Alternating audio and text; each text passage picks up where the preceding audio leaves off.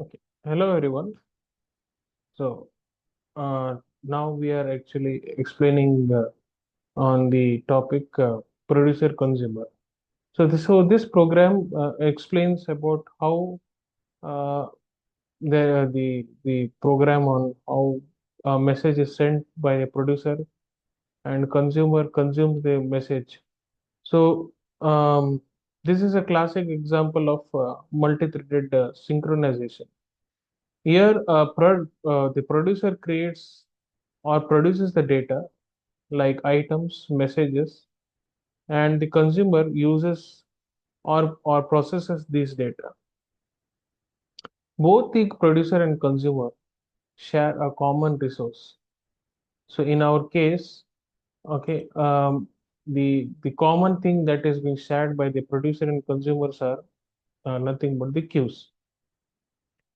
So while sending the message from producer and consumer, so a queue is maintained.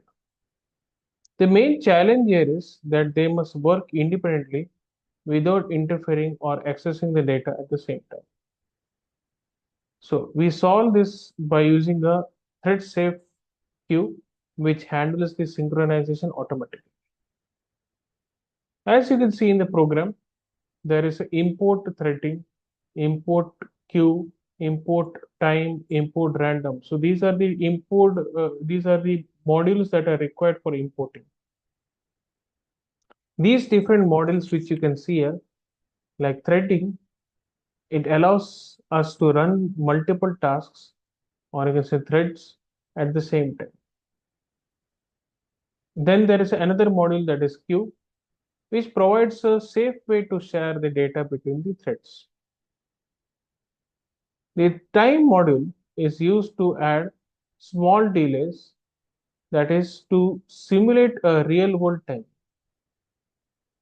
And then the last one is the random module, which generates the random numbers to make the output dynamic.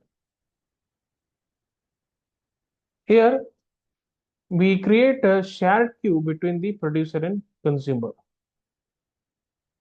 As you can see here, q is equal to q.q function, which you can say, okay, this creates an empty queue. Okay, so the queue will act as a buffer between a producer and consumer.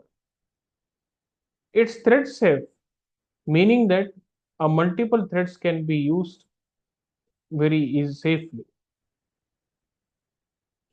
And then we are calling a function that is a producer function. What does this function do? This function is used, okay, for I in range of 10. Item is equal to random dot rand int 1 to 100. Q dot put of item.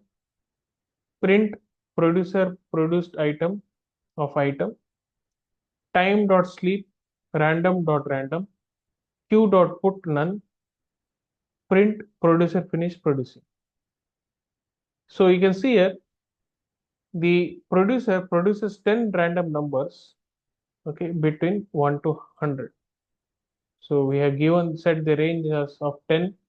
So it sets the number between 1 to 100, that are 10 random numbers. Each item is added to the queue using q dot put of item. Okay. A small random delay, that is time dot sleep, is added to simulate the production time. After producing all the items by the producer, it adds a sentinel value to none. Okay. This signals that consumer that production is done. It prints a completion message. Now we are coming to the consumer function. A consumer function is defined as follows. While true, item is equal to q dot get. If item is none, break, print f consumer consume item of item, time dot sleep random dot random function, print consumer finished consuming. So what does this function? So here the consumer runs continuously in a loop while true. It takes an item, okay, from the queue, okay, and using the queue dot get function. If item is none, if there is no item in the queue, it means that producer has finished. So break the loop.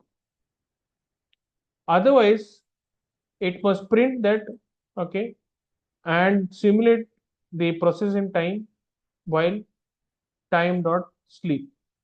Okay, so you can see a time dot sleep random dot random. Finally, it must print a finished message, that is consumer has finished consuming. Once it is done, it creates and runs the thread. So a thread has been created. Here you can say a producer thread is equal to threading dot thread target equal to producer, consumer the underscore thread, that is threading dot thread target is equal to consumer. Okay, so here thread is started, that is producer underscore thread start, consumer underscore thread start.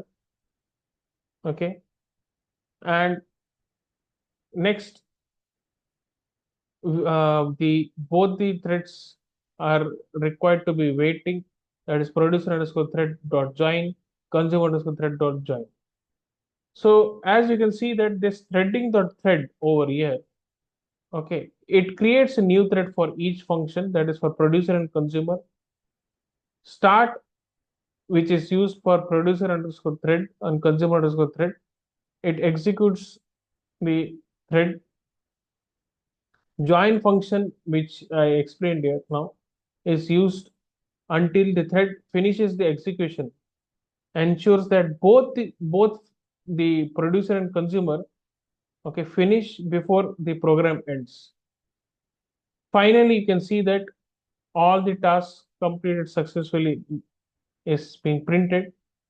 This line runs after both the threads completes. It signals that all the items were produced by the producer and consumed properly by the consumer. When this program is run, you can see that different items being produced, and the producer produces different item and consumer consumes the item accordingly. Here you can see that after the producer finished producing the item, okay, it will say that producer finished producing. That means here it stops that producer finished process producing the items.